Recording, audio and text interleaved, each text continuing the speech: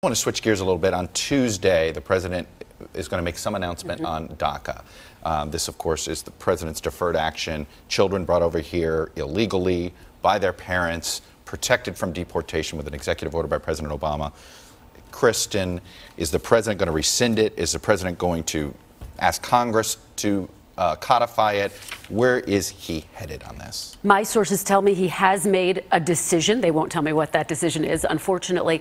But they also caution, look, he could always change his mind. There's been a very robust debate inside the White House. A lot of people saying, particularly in the wake of Hurricane Harvey, you cannot rescind DACA. You cannot take away these legal protections for 800,000 young people. I am told most likely he's going to find a way not to have his hand on the knife. That could mean kick it to the legal system or to Congress. But his base is saying they want to see him rescind it. Eddie, I smell he's going to kick it to Congress and ask Congress to codify this. Look at the responses from, I'm going to put up three in particular. Orrin Hatch, I've urged the president not to rescind DACA.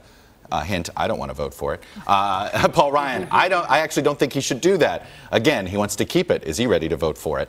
Rick Scott, governor of Florida, very close to the president personally and politically, but also wants to run for the United States Senate in the state of Florida. Right. He wants to protect these kids.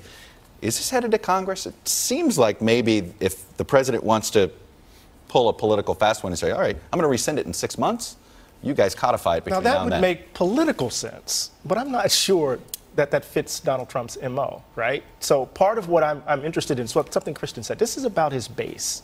And I've been talking about, we can think about the policy issues, but there's this kind of cultural undertow. Yeah. That this is really red meat to his base, that it's really speaking to a kind of deep-seated cultural anxiety about the changing nature of the country.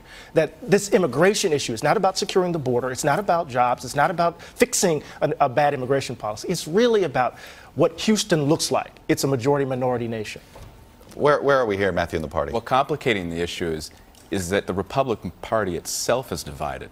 All the Republicans, you quoted Chuck, come from the kind of pro-business moderate wing of the caucus. Wing, yeah. There are two other wings. One is the Tea Party conservatives who oppose DACA for separation of power reasons. And then, of course, you have the working class populists who are for immigration restrictionism, in fact, want to reduce the number of legal immigrants admitted.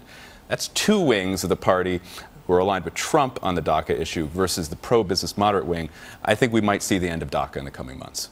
Hey, NBC News fans, thanks for checking out our YouTube channel. Subscribe by clicking on that button down here, and then click on any of the videos over here to watch the latest interviews, show highlights, and digital exclusives. Thanks for watching.